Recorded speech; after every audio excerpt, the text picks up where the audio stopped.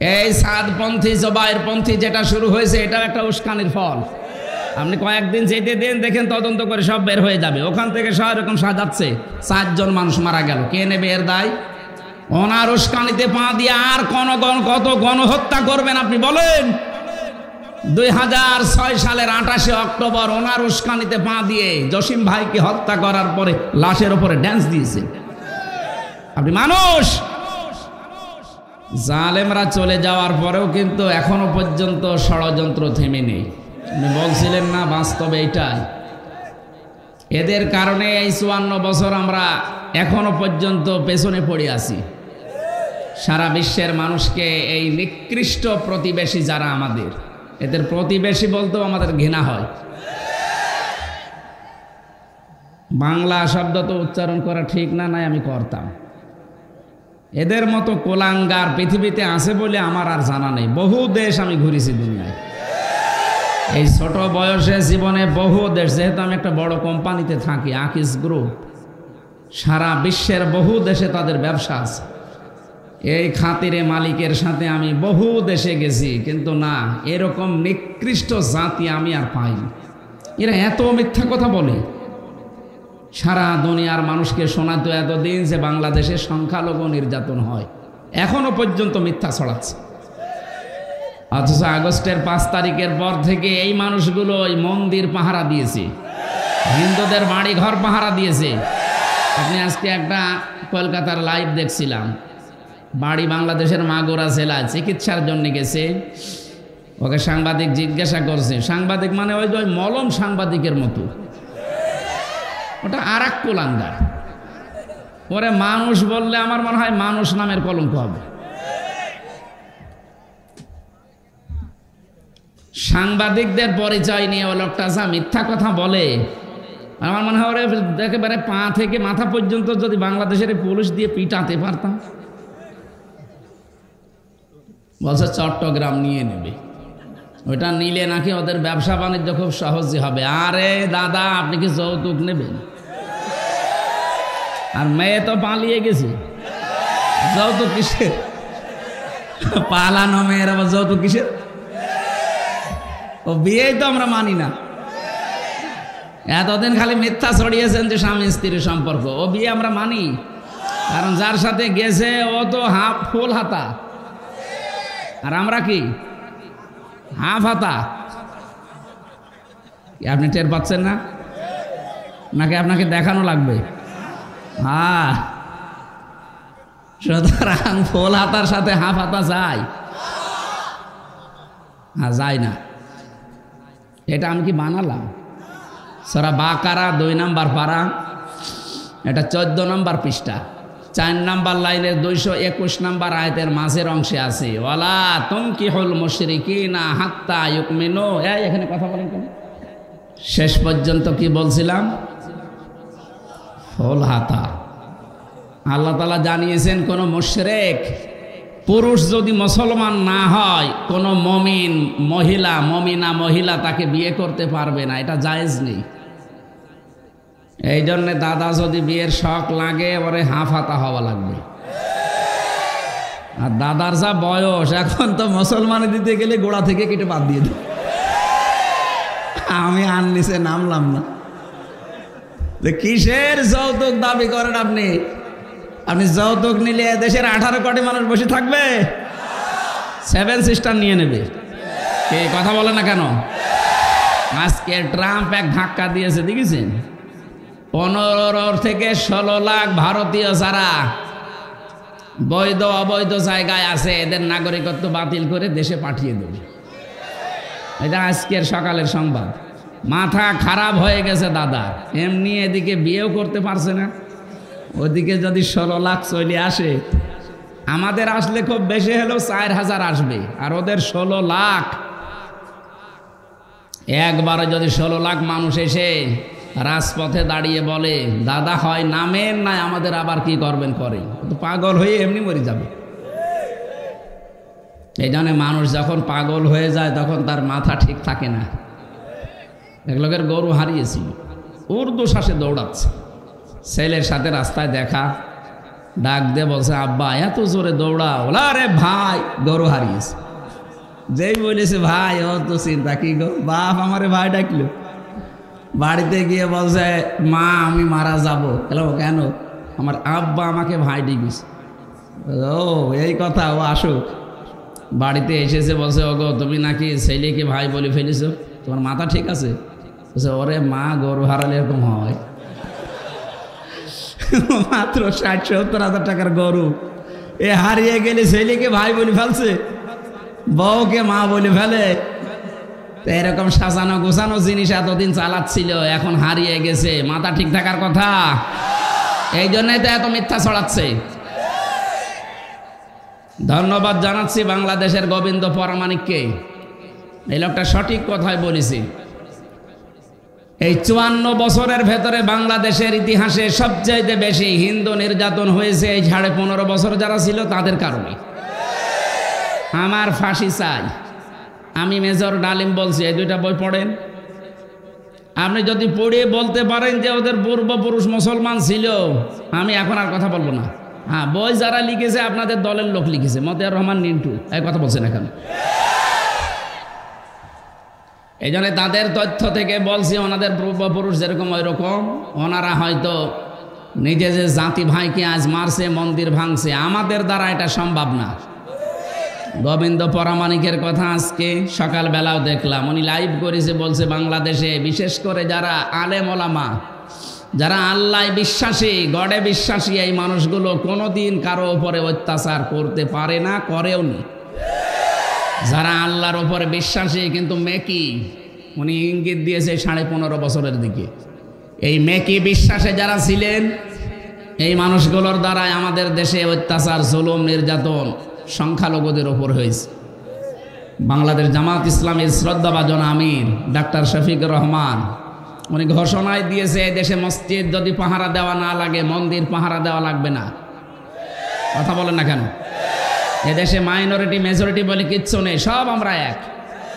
এদেশে যেই জন্ম নিয়েছে সে যে ধর্মে যাক, ও দেশের বৈধ এবং সম্মানিত নাগরিক। কথা বলে না কেন? সুতরাং আপনারা মিথ্যা ছড়াচ্ছেন। এতদিনও বিশ্বের মানুষকে উল্টা পাল্টা বুঝিয়েছিলেন। ট্রাম্প এখন ধরেছে ও এমনি ঘাড়তেড়া, ও এমনি ঘাড়তেড়া, যা করছে দেখেন জানুয়ারির 20 তারিখে কি হয়। এদিকে 7 সিস্টার যদি হারিয়ে যায়, 16 লাখ যদি চলে আসে, আমাদের দেশের ব্যবসা যদি সব বন্ধ হয়ে যায়, আপনাদের পেঁয়াজ আর আলু পয়সে পয়সে মরবেন। আর আমি ভারতের এমন কোনো প্রদেশে নেই যে আমি যাইনি। 16, 17, 18, 19 এই সালগুলোতে পড়ে থাকতাম ওখানে, আমি দেখেছি, কারণ এই দেশে কথা বলতে দিত না। ওই জায়গাগুলোতে ঘুরে যা দেখলাম, কোরআনে কারিমের আয়াত সূরা বাকারায় আছে, 1 নাম্বার পারা 14 নাম্বার পৃষ্ঠা 4 নাম্বার লাইনে আছে, ওয়ালা তাজিদান্নাহুম আহরাসান নাসি আলা হায়াতি ওয়া মিনাল্লাযিনা আশরাকু। হে নবী, আপনি অবশ্যই দুনিয়ায় দেখতে পাবেন মুশরিক যারা, ওরা জীবনের প্রতি খুব বেশি মায়া মহব্বত ওদের। এই জন্য ওদেরকে যদি একটু ভয় দেখান, এই মরবে, কিন্তু আপনাকে আর ভাই ডাকবে না, বাবা ডাকবে। মানে এইটাই আমি দেখেছি ওদের। আর আল্লাহর কোরআনে কারিমের কথা মিথ্যা হবে? বলেন। আল্লাহ যা জানিয়েছেন একেবারে অক্ষরে অক্ষরে মিলে যাচ্ছে। সুতরাং যা করছেন আমরা কিন্তু কায়দা জানি, কোরআন থেকে আমাদের এই কায়দা কৌশল নেওয়া আছে। সব ব্যবসা বন্ধ হয়ে যাবে। এই এনারা নিয়ে যান, তাড়াতাড়ি নিয়ে যান।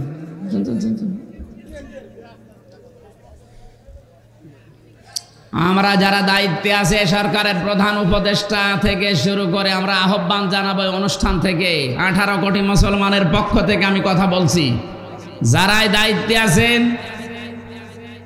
ভারতের সাথে আশপাশের কোনো দেশের মিল নেই। আপনি একটু খোঁজ খবর নিয়ে দেখেন।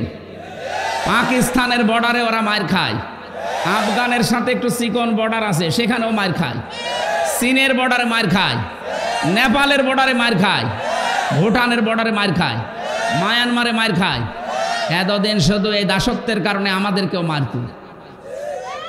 আমরা যেহেতু ঘুরে দাঁড়িয়েছি, 3টা বিষয় নিয়ে এই দেশে স্বাধীন করার জন্য 24 সালে যারা স্লোগান দিয়েছিল, উই ওয়ান্ট জাস্টিস, এটা আল্লাহর কোরআনের সূরা নাহলের 90 নম্বর আয়াতের প্রথম অংশ। আল্লাহ ন্যায় বিচার চায়। কি বিচার? 2 নম্বরে আমরা মানব অধিকার চাই, আল্লাহ ওইটাই দিয়েছেন, আল ইহসান। আজ মানবাধিকার লঙ্ঘিত হচ্ছে, লঙ্ঘন হচ্ছে ভারতে সবচাইতে বেশি বিশ্বে। আন্তর্জাতিকভাবে যারা কাজ করে মায়ের প্যাঁচ বোঝেন না, ওরা কিন্তু এটা খুব গভীরভাবে নেয়। জঙ্গি নাটক সাজিয়ে এই মনিরুল ইসলাম যা করেছিল সব এখন বিশ্বে ধরা পড়ে যাচ্ছে।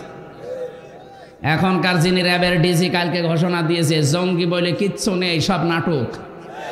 এই কথা বলছেন, এই কথাগুলো যাবে না বিশ্বে, তখন এমনি ফাঁস হয়ে যাচ্ছে। কারণ আমাকে নিজেও তো ধরেছিল জঙ্গি বলে। কিসের জঙ্গি? আমারে যদি জামাত বলে ধরতো তাও একটা কিছু পেত, এমন একটা নাম দিয়েছে। মাটির নিচে ছিলাম আমি 10 দিন। আমি জানি যে বাস্তবতা ওখানে কত কঠিন এবং কত কঠোর করে রেখেছিল। বহু মানুষকে দেখেছি 2 বছর, 5 বছর, 7 বছর, 8 বছর, 14 বছর পড়ে আছে, কেউ জানে না। তাও তো আমি মিনিটায় ছিলাম, বড়টায় যেতে পারিনি।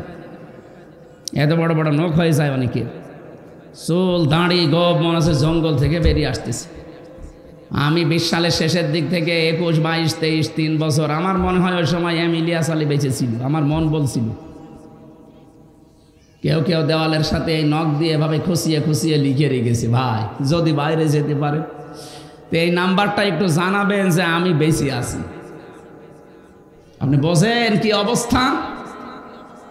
একটা মানুষকে 24 ঘন্টায় মাত্র 1.5 মিনিট সময় দিত টয়লেট করার জন্য। ঘড়ি দেখিয়ে 1.5 মিনিট, 2 মিনিট, এর বেশি হলেও বের করে দেয়। তাও তো টয়লেটের দরজা নেই, দেওয়াল আছে, তাও হাফ দেওয়াল, বসলে দেখা যায় না, দাঁড়ালে দেখা যায়।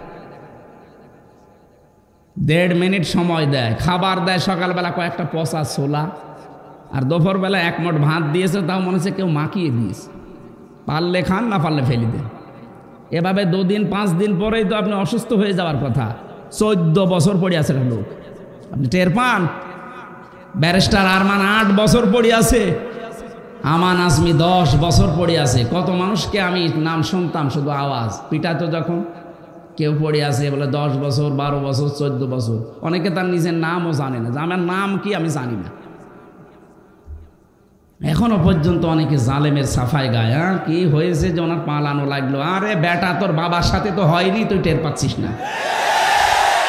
আমার মেয়েটা আমার এখনো পর্যন্ত চেনে না, ওরা আমি 7 মাস রেখে গিয়েছিলাম, এখন এসে 4 বছর বয়স, এখনো আমার কাছে আসতে চায় না। বাবা না ডেকে আমারে ডাকে আঙ্কেল। আপনি হাসতেছেন, আমার মনের দুঃখ। আমারে বলে আঙ্কেল, আমাদের বাড়িতে চলেন। ও মনে করছে এরকম হুজুর বহু আসে, এও মনে হয় আর একটা হুজুর। আন্তর্জাতিক অপরাধ ট্রাইব্যুনালে গণহত্যার জন্য যে মামলাগুলো হয়েছে 165টার উপরে শুনলাম। আমার মনে হয় খুব দ্রুত রায় দেওয়া দরকার। কারণ এগুলো আমরা সাক্ষী দিতে পারবো, শোনা সাক্ষী না, সব দেখা সাক্ষী। আর যাদের বিচার এতদিন এই বানানো বিচার করলেন, এগুলো সব তো শোনা সাক্ষী। জন্ম হয়েছে 75-এ, সাক্ষী দিয়েছে 71-এ। এই কথা বলছে না কেন? মামলার আয়ু আমারটা আমি তো নিজে জানি। আমার মামলার আয়ু যে আমারে নিয়ে আসলো বাড়ি থেকে, পরের দিন পেপারে দিলে ওনারে আমরা চোরহাট থেকে নিয়েছি। পুরাটা মিথ্যা কথা। 4 জন সাক্ষী সাজিয়েছে, একটাকেও আমি চিনিও না, তার নামও জানি না জীবনে। ধরার পরে আমার বাবার কাছে বলছে, যদি টাকা না দেন 10 লাখ, আজকের ভেতরে 50টা মামলা দেব। কি বানিয়েছিলেন দেশটা বলেন তো? কয়েকদিন আগে মামলার আয়ু আমার কাছে কল দিয়েছে, বলছে হুজুর মাফ করে দিন। না, মাফ করতে পারি, আমার টাকা ফেরত দিন। আমার প্রায় 30 থেকে 32 লাখ টাকা নিয়েছেন আপনারা সবাই মিলে, এই টাকাগুলো ফেরত দেওয়া লাগবে। আর 3 বছর আমার মতো ফাঁসির কন্ডেম ছেলে যোগাযোগ বিচ্ছিন্ন থাকা লাগবে। তারপরে আস্তাগফিরুল্লাহ পড়বেন। এখন আস্তাগফিরুল্লাহ পড়ে কোনো লাভ নেই, কারণ আপনি তো আল্লাহর কাছে দোষ করেননি, দোষ করেছেন কার কাছে? সে আয়াতে আমি পড়েছি আজকে। বৈষম্য বিরোধী ছাত্র আন্দোলনের 3 নাম্বার ছিল, তারা বৈষম্য দূর করতে চেয়েছিল। যে 9টা ধারা ছিল তার ভেতর এটাও একটা। কত রকমের বৈষম্য থাকলে মানুষ উন্মাদনা ছেড়ে দিয়ে উদ্দীপনা শব্দ 2টা কাছাকাছি, কিন্তু আকাশ পাতাল। মুসলমানদের ভেতরে কোনোদিন উন্মাদনা আসে না, সব সময় আসে উদ্দীপনা। এ কথা বলছেন? এখন যারা আছে উল্টাপাল্টা অন্য দেশের লোক, যারা বিশেষ করে মুসলমানদের বিরুদ্ধে, বাংলাদেশের বিরুদ্ধে, এগুলো একটা উদ্দীপনা নেই, সব উন্মাদনা। এই যে হকার সাংবাদিক যেটা, এর মধ্যে কি উদ্দীপনা আছে না উন্মাদনা? 2 দিন ভালো করে একাধারে পিটাতে পারলেও সব পাগল ভালো হয়ে যাবে। কেউ উস্কানিতে পা দেবেন না। ওখানে বসে বসে চা খায়, বাদাম খায়, কাঁচ নেই, উস্কানি দেয়, আর এখান থেকে অনেকে লাফায়। এই সাদপন্থী জবাইরপন্থী যেটা শুরু হয়েছে, এটাও একটা উস্কানির ফল। আপনি কয়েকদিন যেতে দেন, দেখেন তদন্ত করে সব বের হয়ে যাবে। ওখান থেকে সব এরকম সাজাচ্ছে 4 জন মানুষ মারা গেল, কে নেবে এর দায়? ওনার উস্কানিতে পা দিয়ে আর কত গণহত্যা করবেন আপনি বলেন? 2006 সালের 28শে অক্টোবর ওনার উস্কানিতে পা দিয়ে জসিম ভাইকে হত্যা করার পরে লাশের ওপরে ড্যান্স দিয়েছে। আপনি মানুষ।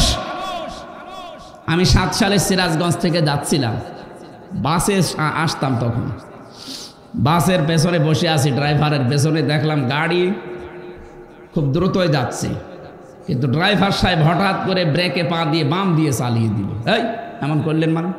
হুজুর একটা কুকুর পড়ে আছে, মরে দেখছেন না? আরে ভাই, তো মরা কুকুর, তো মারলেই কি আর না মারলেই কি? ড্রাইভার আমার দিকে ঘুরে বলছে, হুজুর আপনি কি আসলে হুজুর? আপনি কেমন হুজুর? আপনি দেখেন একটা মরা কুকুর পড়ে আছে, আমি ডবল করে গাড়ির চাকা চালাবো, আমার বিবেক নেই? এই কথা শোনার জন্য আমি ছিলাম। একটা মরা জিনিস, তাও নিকৃষ্ট কুকুর, এটার উপরে আপনি ডবল করে গাড়ি চালাতে পারেন, আপনার বিবেকে বাধা দেয়। অথচ বাংলাদেশে আমরা দেখলাম গত বছরে, ওই সময় 7 সাল চলছিল, 6 সালের ঘটনা, অক্টোবরের 28 তারিখে আমার ভাইগুলোকে ওরা পিটিয়ে মারার পরে লাশের ওপরে ড্যান্স দিল। এখন ওদের আপনি মানুষ বলেন? ড্রাইভার বলছে কিসের মানুষ, ওরা জানোয়ার। অথচ তার নাম জিজ্ঞাসা করেছিলাম ওই সময় যে আপনার নাম কি? সুব্রত, তার মানে হিন্দু মানুষ। আমি বললাম ভাই আপনার তো ইমান নেই, কিন্তু বিবেক আছে। বিবেকের কারণে একটা মরা কুকুর আপনি আর মারতে পারলেন না। আরে মানুষগুলোর বিবেক পুরা মরে গিয়েছিল। কোন বড়ি মহিলা একটা ঘোষণা দিল, সারা দেশ থেকে লোকে বইটা নিয়ে আসো, আর আপনারা চলে গেলেন। এখন নেন সে ঠেলা সামলান। সারা বাংলাদেশে এখন ওই 6 সাল থেকে 24 সাল পর্যন্ত মামলা হবে। ডক্টর ইউনূস ঘোষণা দিয়েছে যে কিসের 24 জুলাই আগস্ট, আমরা 6 সাল থেকে 24 সাল পর্যন্ত যত অপরাধ যার নামে আছে সব তালিকা হচ্ছে। কারণ জালেমরা কিন্তু আল্লাহর টার্গেট। আল্লাহ পাক হয়তো যারা দায়িত্বে থাকে তাদেরকে দিয়ে এদেরকে শাস্তি দেবেন, এইটাই আসল শাস্তির মালিক আল্লাহ। ইন্নামাস সাবিলু আলাল্লাযিনা ইয়াজলিমুনান নাস, সূরা শূরা 25 নম্বর পারা 6 নম্বর পৃষ্ঠা 13 নম্বর লাইনের 42 নম্বর আয়াতের প্রথম অংশে আছে। যত তাফসির আছে বাংলাদেশে সব মুফাসসিরে আয়াতে সামারাইজ এইটা দিয়েছেন। আল্লাহ রাব্বুল আলামিন বলেন, আমি নিজে মামলা দায়ের করব যারা মানুষ হয়ে মানুষের ওপরে জুলুম করেছে। আল্লাহ কিন্তু ইয়াজলিমুন আল মুসলিমুনা দেয়নি, দিয়েছে কি আছে? ইয়াজলিমুন আন নাস। এই হিন্দু কি মানুষ না? এই কথা বলেন না কেন? হিন্দু যদি মানুষ হয় তাহলে বিশ্বজিৎকে মারলেন কেন? সে তো বারবার বলছিল ভাই কিসের জামাত ইসলাম, কিসের শিবির, আমি তো মুসলমানই না। আপনার যদি বিশ্বাস না হয় আমার কাপড় খুলে দেখেন যে অবস্থা কি। তারপরও আপনি মানেন নাই। ওকে যারা কুপিয়েছিল তারা আমার সাথে জেলে ছিল। শাওন 30 বছর এখন জেল। কি দল তো আর খবর নিচ্ছে না? যার কথা মতো এ কাজ করেছিলেন কোথায় সে মহারথী, কেউ আর খোঁজ নেয় না, এখন ঝাড়ু দিয়ে বেড়ায়। 1-2 বছর না 30 বছর জেল খাটা লাগবে। এই জন্য কারো উস্কানিতে পা দিয়ে নিজের জীবনটা নষ্ট করেন না। ওই যে গোপালগঞ্জে একবার উস্কানিতে পা দিয়ে নেমেছিল, এমন পিটানো পিটিয়েছে পেছনে লাল হয়ে গেছে। ওই সময় দেখতাম গোপালগঞ্জ থেকে কেউ যদি ঢাকায় আসবে, বসে আসলে 300 টাকা, দাঁড়িয়ে আসলে 1000 টাকা। আপনি বসবেন কি করে? পেছনে তো বসার মতো কায়দা রাখেননি। আমার মনে হয় ওইরকম আর একবার দেওয়া দরকার। উস্কানিতে যেই পা দেবে তারে এমন ভাবে লাল করা দরকার ও যেন অন্তত বসতে না পারে। দেশটা শান্ত হয়ে যাচ্ছে। ওয়ালা তুফসিদু ফিল আরদি বা'দা ইসলাহিহা। পৃথিবী শান্ত হয়ে যাওয়ার পরে যারা অশান্ত করার চেষ্টা করে এরা আল্লাহর মামলার আসামি। সুতরাং আপনি আমির হামজার মামলার আসামি না হলেও আল্লাহর মামলার আসামি হয়ে যাচ্ছে। দুনিয়াতে আপনার শাস্তি তো মাস্ট বি হবে। কারণ জালেমকে আল্লাহ নিজে হেদায়েত দেয় না, দেখছে না, দেবেও না। ইয়াহদিল কওমাজ জালিমিন, ইয়াহদি মোজারে, বর্তমান, ভবিষ্যৎ, প্রেজেন্ট, ফিউচার। জালেমের কোনো হেদায়েত নেই। কি কথা বুঝতেছেন? আল্লাহ যেন আমাদেরকে উস্কানিতে কারো পা দিয়ে, তারা যা করেছে তাদের হিসাবই এখন তারা ঠিক করতে পারছে না। ভারতে কি অবস্থা আছে আজকের পেপার দেখেন। ভারতে যে অবস্থায় উনি এখনো পর্যন্ত আছে, বারবার বলছে দরকার হয় বাংলাদেশে যে মরণ পর্যন্ত জেলে থাকবো, তাও এই অঘোষিত জেলে আর থাকা যায় না। আপনি তার উস্কানিতে পা দেবেন। আবার কি করেছে আপনার জন্য না বলি চলে গেল। যারা আত্মীয়তার সম্পর্ক ঠিক রাখে না, রক্তের সম্পর্ক, আত্মীয়তার সম্পর্ক যারা ভঙ্গ করে, ঠিক রাখে না, যারা মানুষের উপরে বোঝা চাপিয়ে দেয়, বোঝা হালকা করে না, তাদের ভেতরে আল্লাহ একটা ভয় তৈরি করে দেয়। নবীজি যখন নবুয়ত পেয়ে আসলেন, খাদিজাতুল কুবরা এটা বলেছিলেন, হে নবী আপনি ভয় পান কেন? ইন্নাকা লা তাসিলুর রাহিমা, আপনি তো রক্তের সম্পর্ক ঠিক রাখেন। তাহমিলুল কাল্লা, মানুষের বোঝা আপনি বহন করেন, হালকা করে দেন। যারা মানুষের বোঝা হালকা করে, মানুষের সাথে রক্তের সম্পর্কগুলো ঠিক রাখে, তাদের কোনো ভয় নেই। আপনি কে ভয় পেয়ে চলে গেলেন আমরা তো বুঝি না। অবশ্যই আপনি হাদিসের এই কথাগুলো মানেননি, আপনি রক্তের সম্পর্কগুলো ঠিক রাখেননি। কথা বলেন না কেন? এদেশে আমরা কত মানুষ আপনাকে আপা বলে ডাকতাম, কেউ কন্যা বলে ডাকতো, কেউ ভাবি বলে ডাকতো। সে যা যাই বলতাম, আমরা তো যে কোনো একটা সূত্র নিয়েই বলতাম, কাউকে তো বললেন না। এখন আপনার এই দেবরগুলো, এই সন্তানগুলো সব এতিম হয়ে আছে। ওই এতিম বের হলেই মার খায়। আপনি যেহেতু রক্তের সম্পর্ক, আত্মীয়তার সম্পর্কগুলো ঠিক রাখলেন না, এই জন্য আল্লাহ আপনার ভেতরে ভয় ঢুকিয়ে দিয়েছে। তাহমিলুল কাল্লা, কত বোঝা দিয়ে গেলেন এই দেশের মানুষকে, ঋণের বোঝা, কষ্টের বোঝা, দুঃখের বোঝা। এই যে ৭৮০ জন মানুষ এখনো হাসপাতালের বেডে কাতরায়, কারো পা নেই, হাত নেই, চোখ নেই, অন্ডকোষ উড়ে গেছে। এগুলো তাদের পরিবারের কাছে একটা বোঝা না? কি কথা বলছে না কেন? এই বোঝাটা আপনি দিয়ে গেলেন। আপনি তো চলে জামের বাড়িতে, আগের থেকে গেলে তো এই বোঝাগুলো দেশে তৈরি হয় না। কত ঋণের বোঝা এই দেশে আপনি দিয়ে গেলেন বলেন তো। তা তো চেষ্টা করছে। এত ঋণের বোঝা এই দেশে আপনি সাহেব পাড়া বানিয়েছেন, বেগম পাড়া বানিয়েছেন। নিজের দলীয় লোকজন দিয়ে এত বেগম পাড়া, এত সাহেব পাড়া আপনার লাগে। এক একজন মানুষের ফিরিস্তে বের হচ্ছে দরবেশের মতো মানুষ, ৩৬,০০০ কোটি টাকা। দরবেশ যদি এটা করে, তাহলে ধরবেশ যারা, এতে কি করেছে? একটা মানুষ আপনি ভালো দেখান তো, যে এই মানুষের জীবনে ওদের দলে কিছু নেই, বলেন একটা মানুষের নাম বলেন। একটাও নেই। আমার নিজের চাচা তো প্রমাণ, ২১ বছরও চেয়ারম্যানই করেছে, জোর করি যেভাবেই হোক। এই যে নির্বাচনের নামে যে প্রহসন গেল, আমি স্পষ্ট বলছি ২০০৮ থেকে ২৪ পর্যন্ত যারা নির্বাচনের নামে প্রহসন করে, কেউ এমপি, কেউ মন্ত্রী, কেউ উপজেলা চেয়ারম্যান, কেউ মেয়র হয়েছে, কোনোদিন আপনি পোস্টারে লিখতে পারবেন না যে সাবেক এমপি, কারণ আপনাকে আমি ভোট দেইনি। এই কথা বলে না কেন? আমি নিজে তো সাক্ষী। আমার ৩৩ বছর বয়স, ৩৩ বছর বয়স আমার এখন। ১৮ সাল থেকে ভোট আরম্ভ করলে ৩ বার ভোট দিতে পারি, আমি একবারও পারিনি। কি কথা বলে না কেন? আপনি একবারে ১৫৪ জন ঘোষণা দিয়ে দিলেন, দিনের ভোট রাতে করে ফেললেন। দিনের ভোট যে রাতে হয়েছে, এ কি আমি বানিয়ে বলছি? আমার সাথে এক ওসি ছিল জেলখানায়। এই লোকটা একদিন আমার ফাঁসির কন্ডেম ছেলে এসে বলছে, হুজুর আমার তাওবা হয়েছে কিনা দেখেন তো। কি তাওবা করলেন? এই যে নির্বাচনে আমি বাইরে ছিলাম, রাত ১২টার পর থেকে আমার যা আশপাশে লোকজন আছে, বিশেষ করে এসআই আছে, এএসআই আছে, দারোগা আছে, এই যে কনস্টেবল আছে, আরও কিছু লোকজন নিয়েছিলাম, তার মানে হেলমেট বাহিনী। এদেরকে নিয়ে আমি রাত 12:30টার পর থেকে আল্লাহর নামে ভোট কাটা আরম্ভ করলাম। এই দেখেন কোরআন শরীফ আমার সামনে, এইভাবে বলছি। রাত 12:30টার পর থেকে আল্লাহর নামে আমি ভোট কাটলাম, ফজরের আজান পর্যন্ত। বাক্সগুলো সব ঠিক মতো জায়গা মতো জমা দিয়ে দিলাম, গোসল করলাম, অজু করার পরে 2 রাকাত নামাজ পড়লাম, নফল নামাজ। এরপরে বললাম আস্তাগফিরুল্লাহ। আমার এই তাওবা কি হয়েছে? কিসের তাওবা? আপনি কি আল্লাহর কাছে দোষ করেছেন যে আস্তাগফিরুল্লাহ পড়ছেন? দোষ করেছেন হামজার কাছে। কি কথা বলেন এখানে? একটা এমপি বানাতে হলে 3.5 থেকে 4 লাখ হামজা লাগে। হামজা লাগে আর হামজার বউ লাগে। আর আপনি সব হামজার বউর ভোট একা একা দিয়ে দিলেন, আর এখন বলছেন আস্তাগফিরুল্লাহ।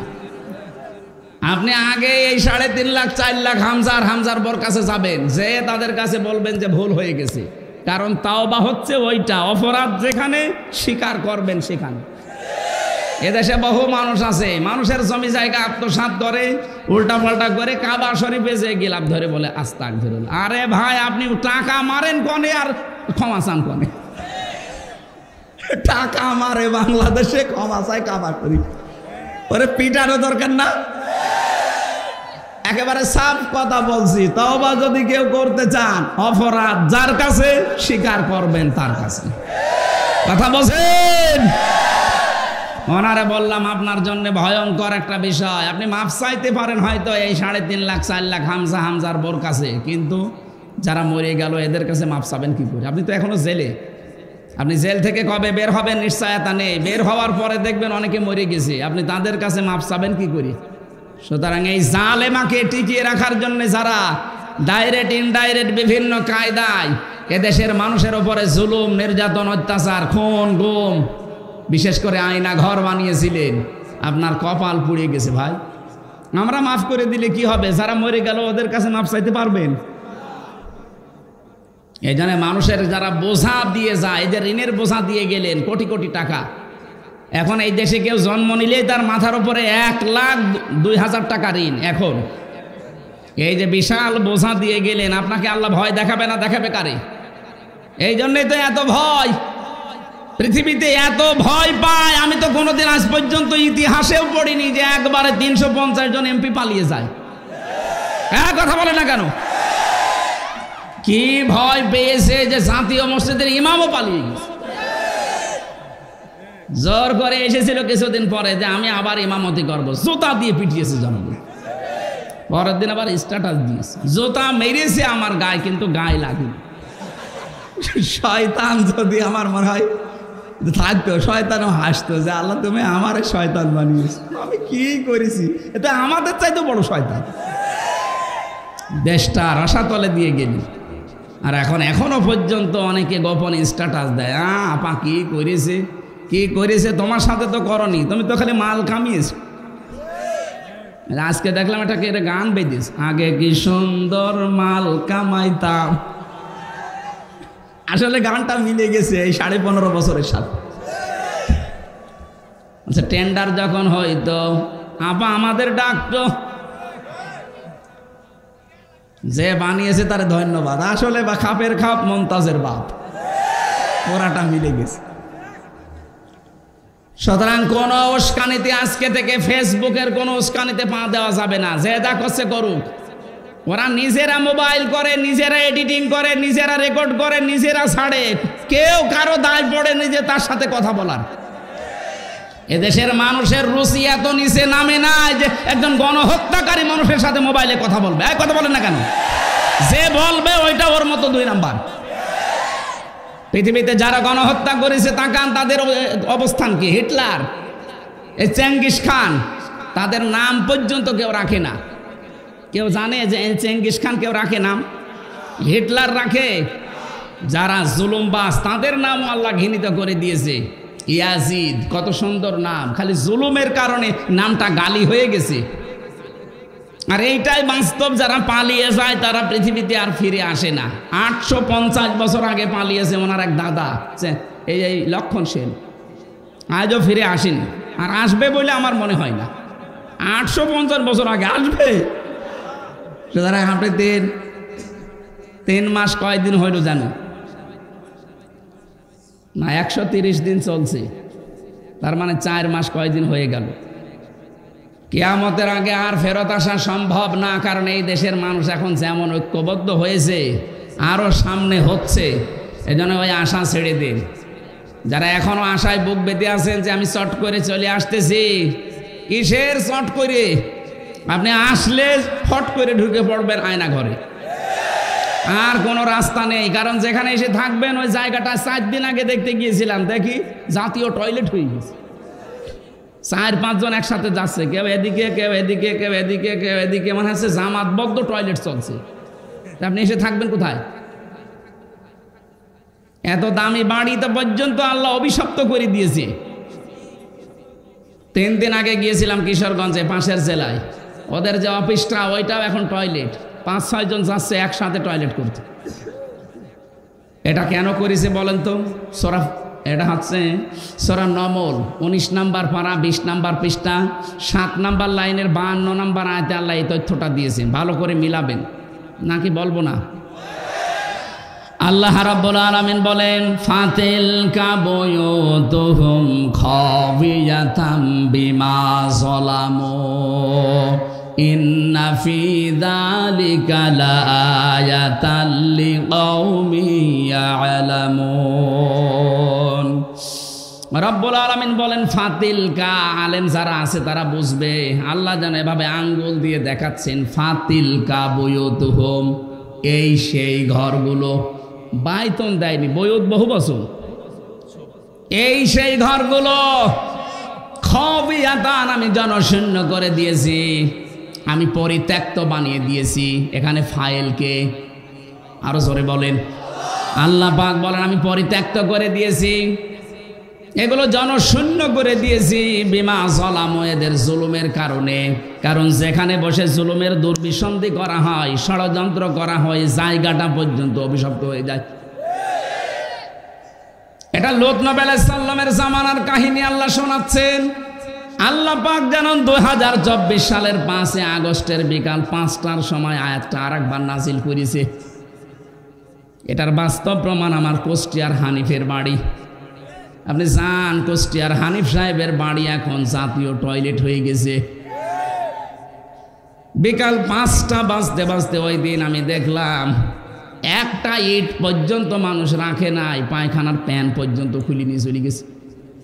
বাড়িটা এখন পরিত্যক্ত, মানুষজন ওই রাস্তা দিয়ে যায়, যার পোশাক পায়খানার চাপ দেয় ওখানে যে কাজ সারে। একটা কারণ আছে, কারণ নেই? আমি আমার জীবন থেকে বলছি কারণটা। হজে যাওয়ার পরে 16 সালে তাওয়াফ করছিলাম, ভালোই লাগছে। 7 চক্কর দেওয়ার পরে দেখি আমার পেটে ব্যথা। ঘুরতে ঘুরতে উপরে গেলাম, দেখি এক পুলিশ, ডাক দিলাম, ইয়া আখি তাআল, এদিকে আসেন। কি? এতক্ষণ তো আমার ভালোই লাগছিল, হঠাৎ আমার পেটে ব্যথা করছে। এখানে কোনো ঔষধের দোকান আছে, ফার্মেসি? পুলিশ আমার দিকে তাকিয়ে বলছে, ইয়া হাজিউল হুজ্জাত আইনা বিলাদুকা, হাজি দেশ কোথায়? জি তুমি বাংলাদেশ। বাংলাদেশ থেকে এসেছি। আমারে বলছে হাজি পেটে ব্যথা, কেন আপনি টের পাচ্ছেন না? না তো। এটা কোন জায়গা জানেন? না। বলছে আবু জহেলের বাড়ি। আপনি এখনো পায়খানা না করে দাঁড়িয়ে আছেন, তাড়াতাড়ি করেন। পায়খানা করে দেখি আমার পেটের ব্যথা ভালো হয়ে গেছে।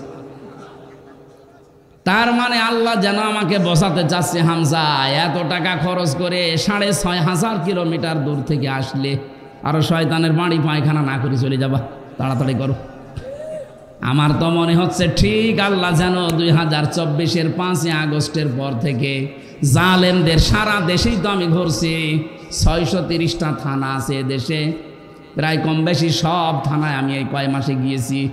যেখানেই যাই দেখি জালেমদের বাড়ি ঘর সব পরিত্যক্ত হয়ে গেছে। আল্লাহ বলেন বিমা যালামু, এদের জুলুমের কারণে এগুলো করেছি। এখন তোমাদের জন্য শিক্ষা কি? ইন্না ফি যালিকা লাআয়াতান। এই ছেলে,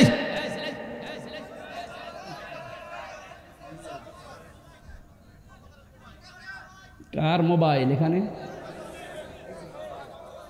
কে বলে কি?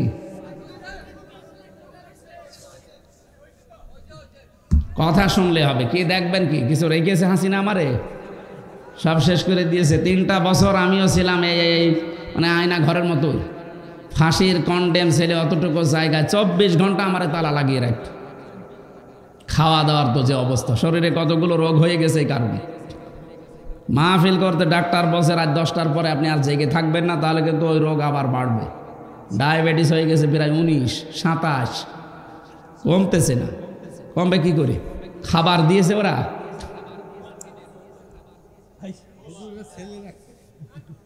ছেলে আসলে স্বাভাবিক হতে পারছি না, কিন্তু মানুষের আবদার তো ফেলা যায় না, বাড়ি যেয়ে পড়ে থাকে। এদের বাধ্য হয়ে আসা লাগে। আমার মা বাবাও রাগ করছে, আমার স্ত্রীও রাগ করছে। 3 বছর ছিলে আবার এইভাবে ছুটে বেড়াও, যাও তুমি ওইটাই করে বেড়াও। কি করব বলেন তো? এই আজকে আবার নিয়েছে 3টা। কোথায় ছিলাম? সে মানিকগঞ্জে। ওইটা শেষ করে আবার যে এখন এইটা। আমি তো জানতাম না মাহফিল আছে, যে মাহফিলগুলো নেয় ওই ছেলেটা আমার জানাইনি যে আজকে মাগরিবের পরে আছে। এই জোর করে মনে হয় এসব করেছেন আপনারা, আমি তো জানি না। আমি তো মনে করছি মাহফিল শুনে নরসিংদী একটা আছে, ওই একটাই। 3 বছর আগে নেয়নি, 3 বছর আগে তো আমি জেলেই ছিলাম।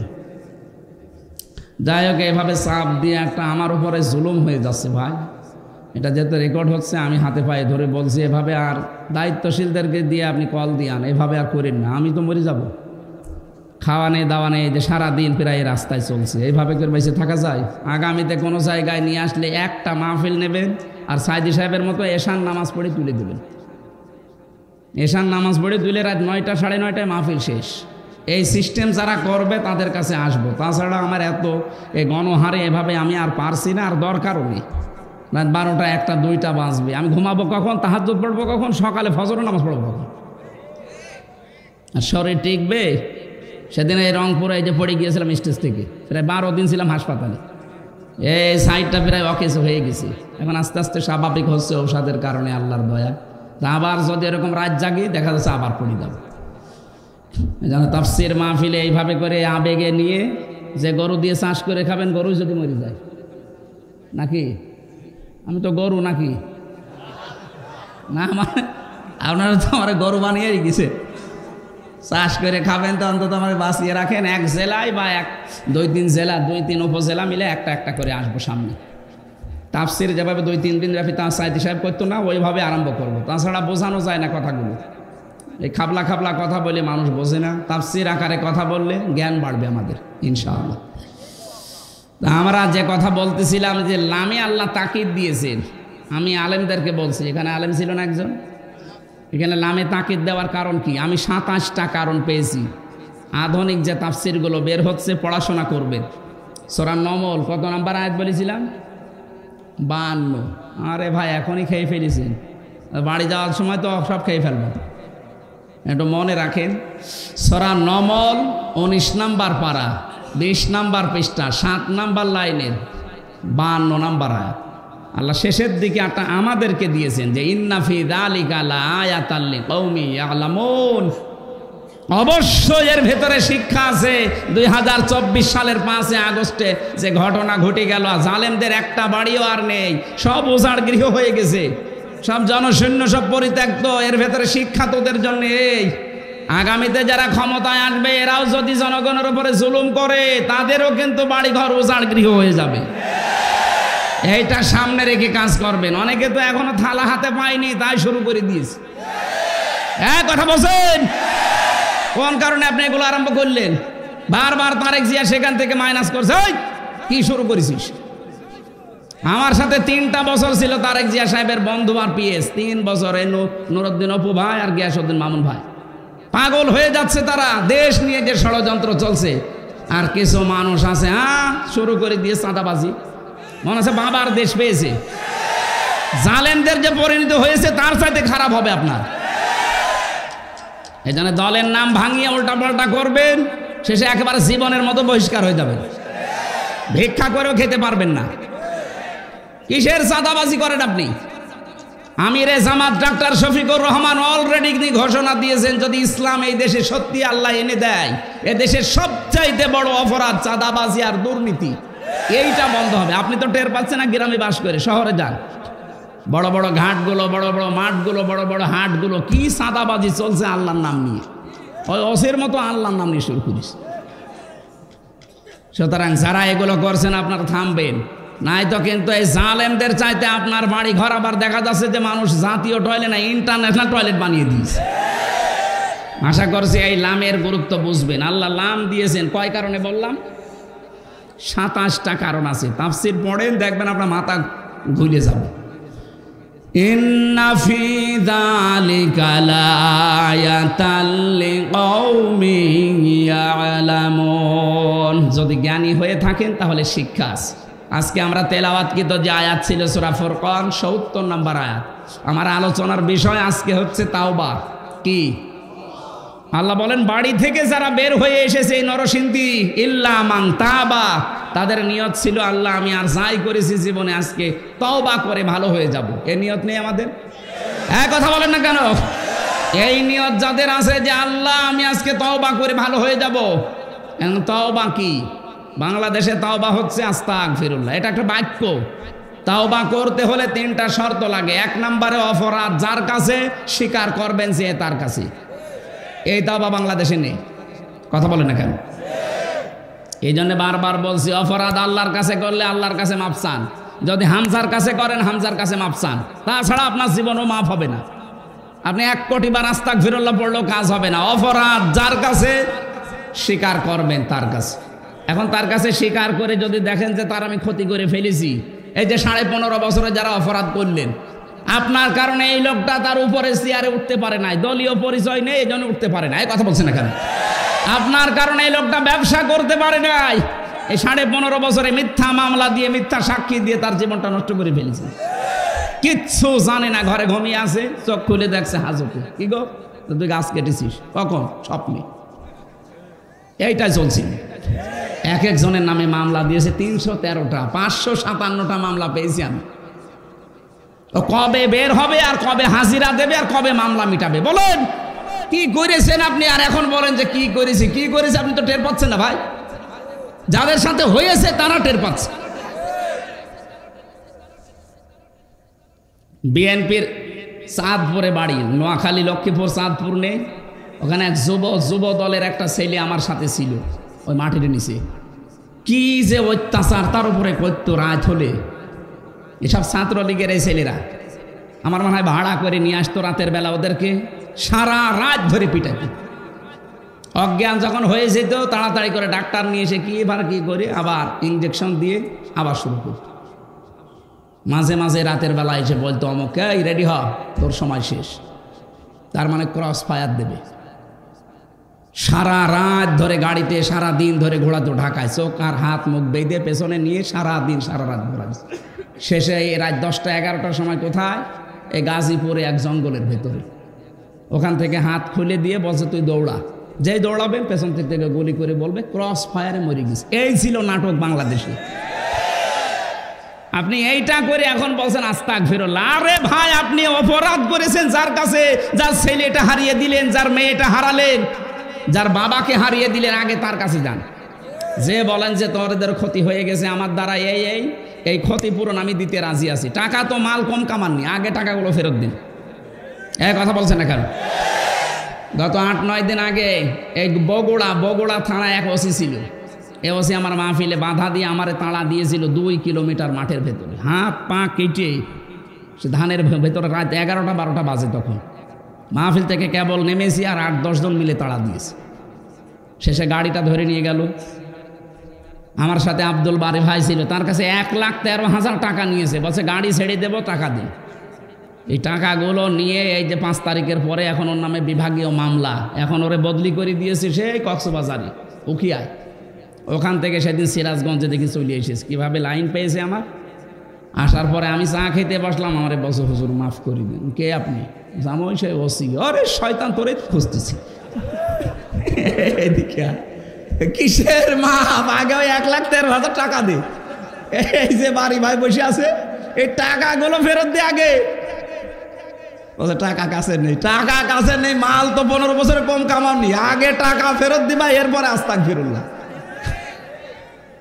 সময় নিয়েছিল মনে হয় 7 দিন না কয় দিন, এখন টাকা ফেরত দিয়েছে। যাকে ইমান আছে মনে হয়। তাছাড়া পুলিশের কাছে টাকা গেলে যে ফেরত আসে আমি এই প্রথম দেখলাম। আমার টাকা এখন আমার বাবা যেগুলো দিয়েছিল এখনো ফেরত দেয়নি। ওই টাকাগুলো আমি চাই। যারা দায়িত্বে আছেন সব তো চাকরিচ্যুত এখন। এক আসাদ পালিয়েছে আর এক আসাদ আমার দায়িত্বে ছিল কাউন্টার টেররিজমে। এটা একেবারে টাটকা নির্ভেজাল শয়তান। আমি তো আর শয়তান দেখিনি, কেউ যদি শয়তান দেখে আমার মনে হয় ওর দিকে তাকালে মনে হবে যে এটা একেবারে নির্ভেজাল শয়তান। কি আচরণ করতো মানুষের সাথে, কিসের আলেম আর কিসের জালেম, ওর কাছে সব খালি টাকা ছাড়া কিচ্ছু বোঝে না। ও নিজে নিজে এসে রাত্রে বলতো আপনার কোনো দোষ নেই আমরা জানি, কিন্তু টাকা দেওয়া লাগবে। আর এমন আছে আমার বাবার কাছে টাকা পাই, টাকা দিয়েছে। কি রাম রাজত্ব শুরু করেছিল, আল্লাহ এমনি উল্টিয়েছে, আল্লাহর আরশ পর্যন্ত কেঁপে গেছে। এই বিডিআর হত্যার নাম নিয়ে বিডিআর বিদ্রোহ নাম দিয়েছে। কিসের বিদ্রোহ? নিজেরাই এই কাজে ভারতের ইশারায় করে 57 জন মানুষকে দুনিয়া থেকে বিদায় করে দিল। এগুলো তৈরি করতে কত কাঠখড়ি পুড়িয়েছিল বাংলাদেশ, আপনি পান। 900 মানুষ আমার সাথে জেলে, এই বিডিআর একেবারে কিচ্ছু জানে না। একটা লোক পেয়েছিলাম মুরব্বী, বছর 1 মাস পরে আমার রিটায়ার্ড হয়ে যাব, অথচ 14 বছর আমি জেলে আছি। রাতের বেলা তাহাজ্জুদ পড়তে যখন উঠতাম দেখতাম ও আহ করে আওয়াজ দিত। 14টা বছর পড়ে আছে, সে সারা জীবন দেশের জন্য কি দিলাম আর আমি কি পেলাম। তাদের বরদোয়া লাগবে না? এখন বসে বসে চা খাও, বাদাম খাও, কান্নাকাটি করো যে আমি অঘোষিত জেলে আছি। কিসের জেল? আপনি যা করেছেন 110 বার ফাঁসি দিলে আরো 10 বার দেওয়া যাবে। 2732 জন মানুষ আপনি মেরেছেন আপনার অর্ডারে। এই গণহত্যার সাথে যারা জড়িত আছে আমরা সবার শাস্তি দাবি করছি। এটা যদি না হয় সামনে যারা আসবে তারা কিন্তু আরো ভয়ঙ্কর হবে। এই জন্য আমরা চাই এই শাস্তি হয়ে যাক, সামনে যারা আসবে তারা ভয় ভয় নিয়ে দেশ চালায়। কথা বলেন কি? তাহলে তাওবার প্রথম শর্ত, অপরাধ যার কাছে ক্ষমা চাবেন তার কাছে। ক্ষমা চেয়ে যদি দেখেন যে আমি ক্ষতি করে ফেলেছি, তার ক্ষতিপূরণ দেবেন। কথা বলেন না কেন? এই তাওবা আমরা চাই কি না? নাকি খালি আস্তাগফিরুল্লাহ? ও আমানা ও আমিলা আমালান সলিহা। তাওবা করলে হবে না, ঈমান আনা লাগবে। আর আমরা ঈমান আনতে রাজি নেই। ঈমান আনতে হলে কমপক্ষে 5টা বিষয় মেনে নেওয়া লাগে। ছোটকালে কায়দায় পড়েছিলাম, আমানতু বিল্লাহি কামা হুয়া বিআসমাইহি ওয়া সিফাতিহি ওয়া ক্বাবিলতু জামিয়া আহকামিহি ওয়া আরকানিহি। এক একটা শব্দের ভেতরে লক্ষ লক্ষ কথা আছে। যত তাফসীর আকারে কথা বলবেন তত নতুন নতুন বিষয় আসবে। আমরা তো সময় পাচ্ছি না। 3 নম্বরে ও আমিলা সলেহা, ভালো ভালো কাজ করা লাগবে। ভালো কাজ কি? সলেহ মানে অনেকে মনে করে নেক কাজ। আরে নেক কাজ শুধু না, সলেহ মানে যোগ্য। আপনি যদি যোগ্যতা সম্পূর্ণ হতে না পারেন, আপনাকে আল্লাহ এ দেশ হাতে তুলে দেবে না। এই জন্য আমাদের এখন সব চাইতে বড় কাজ, আমরা যোগ্যতা সম্পন্ন মানুষ হতে চাই। যে যে সেক্টরে কাজ করছেন ওই জায়গা থেকে যেন আপনি যোগ্য হতে পারেন। কথা বলেন না কেন? কিন্তু শুধু যোগ্য হলে হবে না, আবার সৎ হওয়া লাগবে। সৎ এবং যোগ্য যদি হওয়া যায়, অবশ্যই আল্লাহ ফাউলাইকা ইউবাদদিলুল্লাহ সাইয়্যাতিহিম হাসানাত, পেছনের অপরাধগুলো যাই করেছিলেন সব পাল্টিয়ে নেকি বানিয়ে দেবে। আকান আল্লাহ গফুরুর রহিমা, আল্লাহ আমাদের প্রতি দয়াশীল, ক্ষমাশীল। আল্লাহ যেন তার এই 9টা নামের কার্যকারিতা আমাদেরকে দেখান। আগামীতে নিয়ে আসলে আমি আবার বলছি একটা করে নিয়ে আসবেন, যেহেতু আর একটা আছে ওখানে ওঠা লাগবে। 9টায় সময় দিয়েছিলাম, এখন 9:30 পার হয়ে গেছে, ওখানে যে 10টায় অন্তত ওঠা লাগবে। আল্লাহুম্মা আমিন। লা ইলাহা ইল্লা আনতা সুবহানাক ইন্নী কুনতু মিনাজ জালিমিন।